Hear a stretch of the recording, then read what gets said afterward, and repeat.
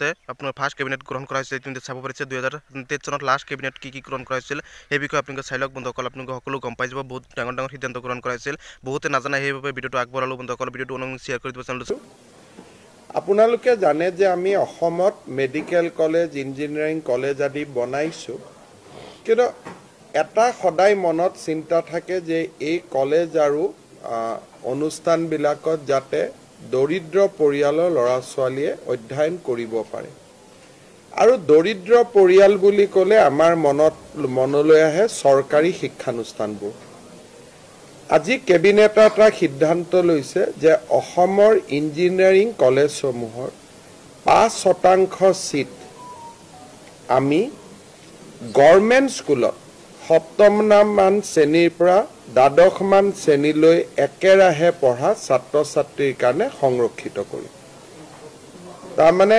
Student এজনে class 7 ৰ পৰা গভৰ্ণমেণ্ট স্কুলত পঢ়া হ'ব লাগিব আৰু up to 12 higher secondary government স্কুলখনৰ পৰাই উত্তীৰ্ণ হ'ব লাগিব তাৰ বাবে তেওঁলোকৰ বাবে 5% ইঞ্জিনিয়াৰিং কলেজৰ সিট আৰু 5% মেডিকেল কলেজৰ সিট সংৰক্ষণ হ'ব এইটো এটা আজি আমাৰ সিদ্ধান্ত গ্ৰহণ কৰা হৈছে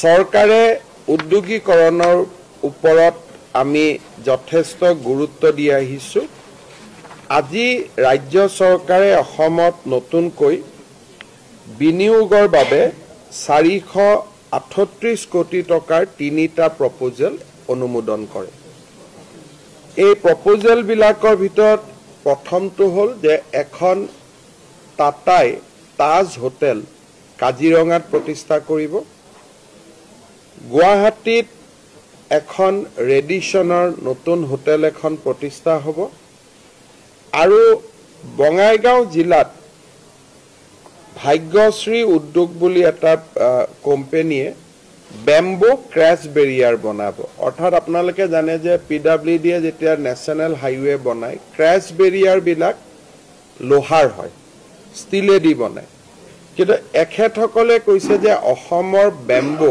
আমি যদি ট্ৰিটমেণ্ট কৰি লওঁ তেতিয়াহ'লে লোহাৰ ক্ৰেছ বেৰিয়াৰতকৈ বেম্বো ক্ৰেছ বেৰিয়াৰ বেছি শক্তিশালী এই তিনিওটা উদ্যোগে আমাক 438 কোটি টকাৰ ইনভেষ্টমেণ্ট প্ৰপ'জেল দিছিলে কেবিনেটে ষ্টেট ইণ্ডাষ্ট্ৰিয়েল পলিচি অনুসৰি এই ইনভেষ্টমেণ্ট প্ৰপ'জেল কেইটা অনুমোদন কৰে ইয়াৰ ফলত ৰাজ্যত 1400 নতুন সংস্থাপনৰ সুবিধা বৃদ্ধি হ'ব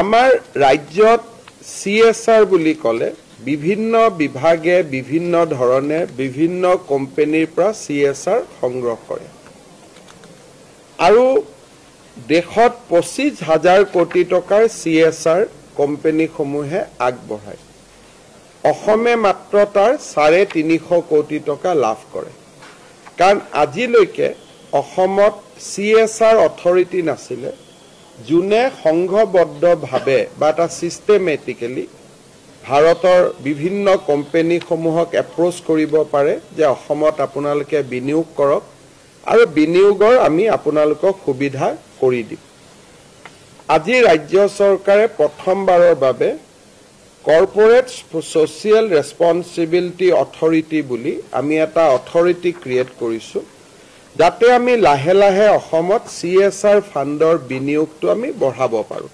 নহলে আমাৰ অইল ইণ্ডিয়া NRL যিখিনি দিয়ে তাতকৈ ওপৰত আৰু আমাৰ ৰাজ্যত CSR বিনিয়োগ নহয় সেই ক্ষেত্ৰত আমি এটা খুব শৃংখলাবদ্ধভাৱে কাম কৰাৰ কাৰণে আমি CSR অথৰিটি এটা আজি কেবিনেটত আমি অনুমোদন জনাও এজন ভাৰতীয় প্ৰশাসনিক বিষয়াক CEO হিচাপে লৈ এই CSR অথৰিটিটো গ্ৰহণ কৰা হ'ব আমাৰ ৰাজ্যৰ ATCLৰ বাগানসমূহ আসাম টি কৰ্পোৰেচনৰ চাহ বাগিচাসমূহ আমি যদিও লিজত দিছো বহু কেইখন তথাপিতো তেওঁলোকৰ শ্ৰমিকসকলৰ পুৰণা যিবিলাক দেনা পাওনা আছে তাৰ দায়িত্ব ৰাজ্য চৰকাৰে সদায় গ্ৰহণ কৰিব বুলি আমি প্ৰতিশ্ৰুতি দিছিলো সেই প্ৰতিশ্ৰুতি ৰক্ষা কৰি আজি কেবিনেটে ATCৰ প্ৰভিডেণ্ট ফাণ্ডলৈ 100 কোটি টকাৰ এটা অনুমোদন আগবঢ়াইছে। এই পইচাখিনি দিয়াৰ পিছত পুৰণা দেনা পাওনা হিচাপে আৰু আমাৰ 100 কোটি টকা থাকি যাব। তাক আমি অহা বছৰ পূৰণ কৰাৰ বাবে চেষ্টা কৰিম। তেতিয়া আমাৰ আন এটা প্ৰতিশ্ৰুতি এটা পূৰণ হৈ পৰিব। ৰাজ্য চৰকাৰে আমাৰ কোৰ্টত যিবিলাক PP APP আছে, আগতে আমি কন্ট্ৰেক্ট বেচিছত নিযুক্তি দিছিলোঁ। এতিয়া আমি পাৰ্মানেণ্ট নিযুক্তি দিয়াৰ বাবে সিদ্ধান্ত লৈছিলোঁ। কিন্তু ৰাজ্যৰ অধিবক্তাসকলে আমাক বিচাৰিছিল যে 5 বছৰ হ'লেও তাৰ এজৰ লিমিটটো বঢ়াই দিব লাগে, যাতে পুৰণা অধিবক্তাসকলেও ইয়াত আবেদন কৰাৰ এটা সুযোগ পায়। আজি আমি PPP APP আদিৰ ক্ষেত্ৰত নিযুক্তিৰ যিটো বয়সৰ ঊৰ্ধ্ব সীমা তাক আৰু 5 বছৰ বৃদ্ধি কৰাৰ সিদ্ধান্ত ল'লোঁ। ফলত জেনেৰেল কাষ্টত আবেদনকাৰীৰ বয়স 45 বছৰলৈকে বৃদ্ধি হ'ব। ST SCৰ ক্ষেত্ৰত ই 50 বছৰলৈ বৃদ্ধি হ'ব, যাতে বৰ্তমান কাম কৰি থকা PPP APP সকলেও আবেদন কৰাৰ এটা সুযোগ লাভ কৰিব পাৰে। উত্তৰ গুৱাহাটীত চাৰ্টাৰ্ড একাউণ্টছ অফ ইণ্ডিয়া নামৰ এটা অনুষ্ঠানে এখন শিক্ষানুষ্ঠান পাতিব বিচাৰে। তাৰ বাবেও আজি আমি মাটি আবণ্টনৰ সিদ্ধান্ত গ্ৰহণ কৰোঁ। আমাৰ মাটিত আপোনালোকে যদি চাই, মাটিত বহুতবোৰ নাম আছিলে, লাখেৰাজ, ম্যাদী পট্টা, বিভিন্ন ধৰণৰ প্ৰায় 100 বিধমান নাম আছিলে। সেইকাৰণে মানুহ কনফিউজন হৈ যায় যে এইটো কি মাটি। এই গোটেই মাটিৰ নমেনক্লাচাৰবিলাক চেঞ্জ কৰি লাখেৰাজ, নিখিৰাজ, টি পাট্টা 100টামান নাম আছে, যাৰ ফলত সাধাৰণ মানুহক বিপথে পৰিচালিত কৰাত আমাৰ সুবিধা হৈছিলে। এতিয়া আমি মাটিৰ নামবিলাক হাৰমনাইজ কৰি, কেটেগৰীবিলাক হাৰমনাইজ কৰি মাত্ৰ 5টা কেটেগৰীলৈকে গোটেই মাটিখিনি আমি লৈ আহিলোঁ। ম্যাদী পট্টাৰ নাম পিৰিয়ডিক পট্টা হ'ব, একচনীয়া পট্টাৰ নাম আমাৰ এনুৱেল পট্টা হ'ব, যিবিলাক আমাৰ টি গাৰ্ডেনৰ মাটি আছে সেইবিলাক বিশেষ ম্যাদী পট্টা হ'ব, চৰকাৰী মাটি অসম চৰকাৰৰ ম্যাদী হ'ব। এই ধৰণে আমি প্ৰায় 100টামান নমেনকালচাৰৰ জেগাত আমি একেবাৰে চমু কৰি দিলোঁ। আৰু প্ৰত্যেকটো নাম শুনিলে আমি গম পাম যে এই মাটিটো বিশেষ মাটি, তাৰমানে আৰু কাকো হস্তান্তৰ কৰিব নোৱাৰি। এই মাটিটো ম্যাদী পট্টা, পিৰিয়ডিক পট্টা, তাৰমানে ইয়াক বিক্ৰী কৰিব পাৰি। আগতে ইমান নাম আছিল যে সাধাৰণ মানুহ হাবুডুবু খাই যায়। ইয়াক আজি আমি সংশোধন কৰি এটা সুন্দৰ আমি হিচাপলৈকে লৈ আহিলোঁ। মিছন বসুন্ধৰাৰ অধীনত আজি আমি 4,444 গৰাকী ব্যক্তিক মাটিৰ পট্টা দিবৰ কাৰণে অনুমোদন জনাওঁ। আপোনালোকক জনাবলৈ পাই মই ভাল পাইছোঁ যে আমি মিছন বসুন্ধৰাত দ্বিতীয়ত বৰ্তমানলৈকে 2,10,000 মাটি আমি নিষ্পত্তি কৰিব পাৰিছোঁ। অৰ্থাৎ 2,10,000 জনে মাটিৰ পট্টা পাবলৈ সক্ষম হৈছে। সেই শৃংখলাত আজি আমি আৰু 4,444 জনক আগুৱাই দিলোঁ। সংখ্যাটো আজি আৰু বাঢ়ি গ'ল। গতিকে আমি ভাবোঁ যে 31 ডিচেম্বৰত মিছন বসুন্ধৰা দ্বিতীয়টো সামৰণি হ'ব। তৃতীয় আৰম্ভ কৰাৰ আগত আমি অতি কমেও 2,20,25,000 মানুহক মাটিৰ পট্টা দিব পাৰিম। তিনিচুকীয়া জিলাতে অসমৰ ভিতৰত হাইয়েষ্ট মাটিৰ পট্টা হৈছে, এটা সাধাৰণভাৱে এটা মই উল্লেখ কৰিলোঁ। আজি আমি এটা কেবিনেটে এটা গুৰুত্বপূৰ্ণ সিদ্ধান্ত লৈছোঁ। আমাৰ ৰেচন কাৰ্ডবিলাক চৰকাৰী অৱসৰপ্ৰাপ্ত কৰ্মচাৰীয়ে নাপাইছিল, যিহেতু তেওঁলোকে পেঞ্চন পাইছিলে। আজি আমি কেবিনেটৰ এটা সিদ্ধান্ত লৈছিলোঁ যে 4th গ্ৰেডৰ ৰিটায়াৰ্ড পাৰ্চনেলেও ৰেচন কাৰ্ড পাব পাৰিব। গ্ৰেড 4 যদি মই চৰকাৰী চাকৰিয়ালে ৰেচন কাৰ্ড নাপায়, যিহেতু এইটো দৰিদ্ৰ মানুহৰ কাৰণে দিয়া হয়, কিন্তু গ্ৰেড 4ৰ ৰিটায়াৰ মানুহ এজনকো আমি দৰিদ্ৰ বুলিয়ে ধৰি লৈছোঁ আৰু তেওঁলোকে ফ্ৰী ৰেচন আৰু আয়ুষ্মান ভাৰতৰ সেৱা লাভ কৰিব পৰাকৈ ৰেচন কাৰ্ড লাভ কৰিব কিন্তু গ্ৰেড 3 নহয় এটো অনলি ফৰ গ্ৰেড 4 আজি কেবিনেটত সেই সিদ্ধান্তটো আমি গ্ৰহণ কৰিছো ইয়াৰ উপৰিও আন কিছুমান ৰুটিন সিদ্ধান্ত আমি লৈছো যিখিনি আপোনালোকৰ ইন্টাৰেষ্ট থাকিলে পিছত মোৰ টুইটত বা অসম চৰকাৰৰ ষ্টেটমেন্টত আপোনালোকে পঢ়ি ল'ব পাৰিব আমি যিখন জিলালৈ যাওঁ সেইখন জিলাত কিছু উন্নয়নমূলক কাম কৰাৰ বাবে আমি প্ৰচেষ্টা কৰোঁ এই প্ৰচেষ্টাৰ অধীনত আজি তিনিচুকীয়া জিলাৰ বাবে মই কেইটামান কেবিনেটে অনুমোদন কৰা আঁচনি ঘোষণা কৰিব খুজিছো তিনিচুকীয়া পৌৰসভাৰ বা তিনিচুকীয়া বিধানসভা সমষ্টিত আমি থানা চাৰিআলিত এটা মাল্টি লেভেল কাৰ পাৰ্কিং বনাবৰ কাৰণে সিদ্ধান্ত লৈছো তিনিচুকীয়া বাইপাছত আমি এটা ISBT বাছ টাৰ্মিনাছ এটা বনাবৰ বাবে সিদ্ধান্ত গ্ৰহণ কৰিছো এটা ট্ৰাক টাৰ্মিনেল এটা আমি বনাবৰ কাৰণে সিদ্ধান্ত গ্ৰহণ কৰিছো কাৰ পাৰ্কিং হল ISBT হল ট্ৰাক টাৰ্মিনেল হল তিনিচুকীয়া মেডিকেল কলেজলৈকে যোৱা ৰাস্তাটোৰ ওপৰত আমি এখন উৰণীয়া সেতু আজি আমি অনুমোদন কৰিছো যাতে যান বাহনৰ ভিৰৰ পৰা আমি ৰক্ষা কৰিব পাৰো ইয়াৰ উপৰিও তিনিচুকীয়াৰ নপুখুৰী পাৰ্কৰ উন্নয়নৰ বাবে আমি 10 কোটি টকা দিব খুজিছো বৰদলৈ নগৰ পাৰ্কৰ বাবে আমি 2 কোটি টকা অনুমোদন আগবঢ়াইছো ৰঙাগড়া ৰোড আৰু 4 লেন ক্ৰছিংৰ মাজত আমি এটা আন্ডাৰপাস বনাব খুজিছো যাতে তলেদি আমি গাড়ীটো পাৰ কৰিব পাৰো ৰঙাগড়া ৰোড আৰু 4 লেন ক্ৰছিংৰ মাজত আৰু বৰ্তমান যিখন নপুখুৰী তিনিচুকীয়া ফ্লাইঅভাৰ আছে তাতে আমি নপুখুৰীৰ যিটো অঞ্চল আছে তাত আমি এখন ফ্লাইঅভাৰখন আমি ষ্ট্ৰেংথেনিং আৰু সুন্দৰ কৰিব খুজিছো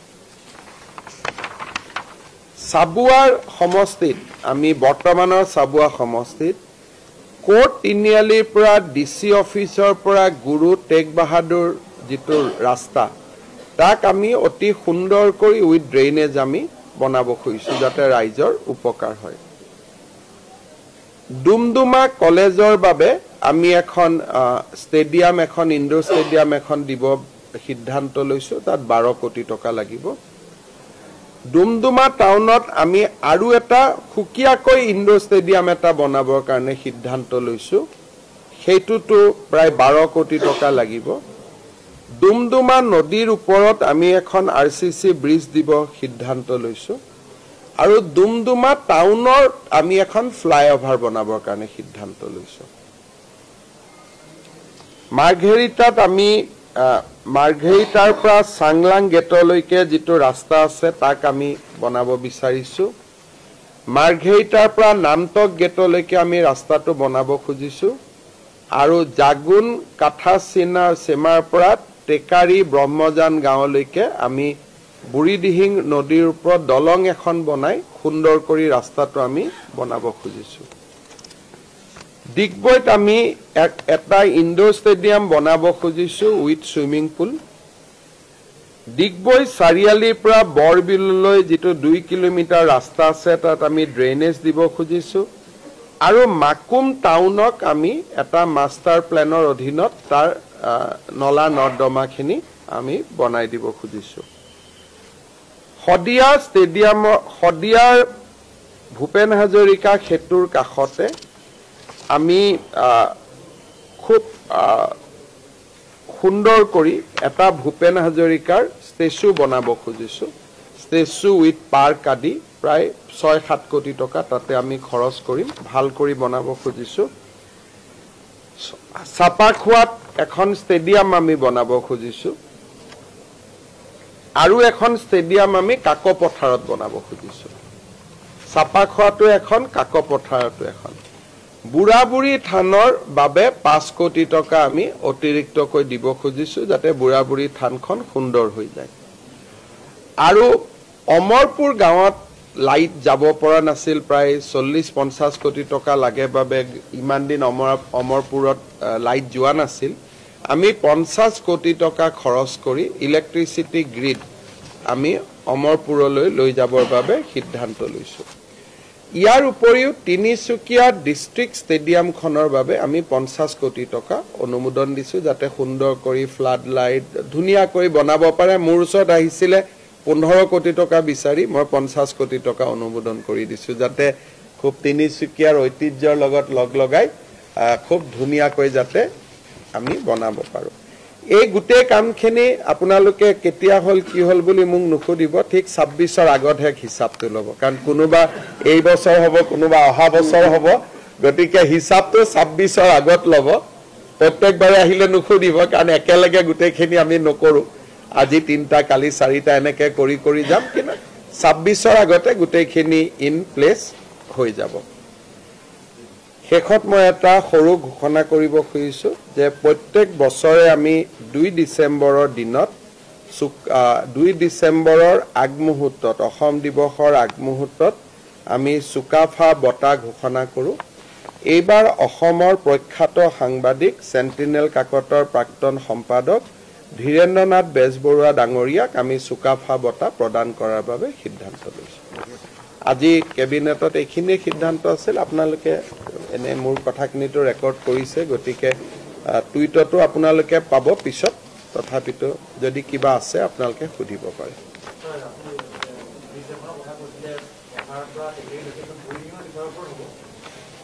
মই ৰ'ব 1 মিনিট। বুঢ়ী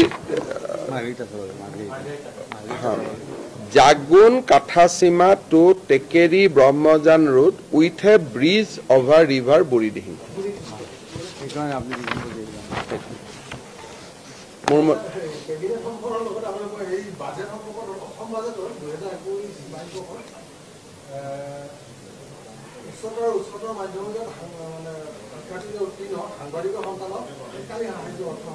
আচ্ছা, মই এইটো নাজানো, বাজেটত নাছিল, বাজেটত নাই, হয়তো মনে দি ভাবিছিল কিন্তু বাজেট কৰা হোৱা নাছিল হ'ব। মিনিষ্টাৰ এইটো নাই ধৰা বুলি কৈছে। আপোনালোকে ভৱিষ্যতে ধৰিবৰ কাৰণে মিনিষ্টাৰক ধৰক। আৰু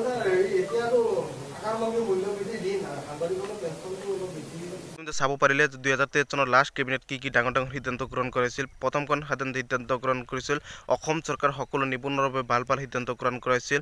আৰু গ্ৰেড 3 গ্ৰেড 4 ভেকেঞ্চিৰ ওপৰতে বহুতে কৈ আছে যে পৰীক্ষাটো কেতিয়াবা কি হ'ব, অসম পুলিচৰ আৰু নানান ধৰণৰ সাধাৰণতে পদ মুকলি হ'ব। আৰু ইতিমধ্যে অসম পুলিচৰ ফিজিকেলৰ ওপৰত বহুত ধৰণৰ কথা কৈ আছে।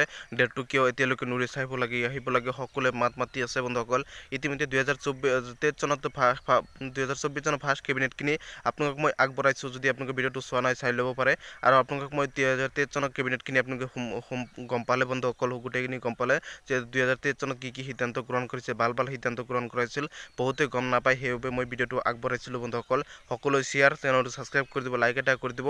অসম চৰকাৰ যিকোনো খবৰে হওক, যিকোনো আপডেটে হওক, সকলো আপডেট সকলো খবৰ মোৰ চেনেলটোৰ পৰা পাবলৈ সক্ষম হ'ব। সকলোক মই ছাপোৰ্ট কৰিবলৈ অনুৰোধ জনালোঁ। চেনেলটো ছাবস্ক্ৰাইব কৰি দিব। আৰু 2023 চনত কেবিনেট ডাঙৰ ডাঙৰ সিদ্ধান্ত গ্ৰহণ কৰাইছিল, আপোনালোকে ভিডিঅ'ৰ জৰিয়তে চাব পাৰিলে বন্ধুসকল। সকলো শ্বেয়াৰ, চেনেলটো ছাবস্ক্ৰাইব কৰি দিব, লাইক এটা কৰি দিব। সকলো আপডেট সকলো খবৰ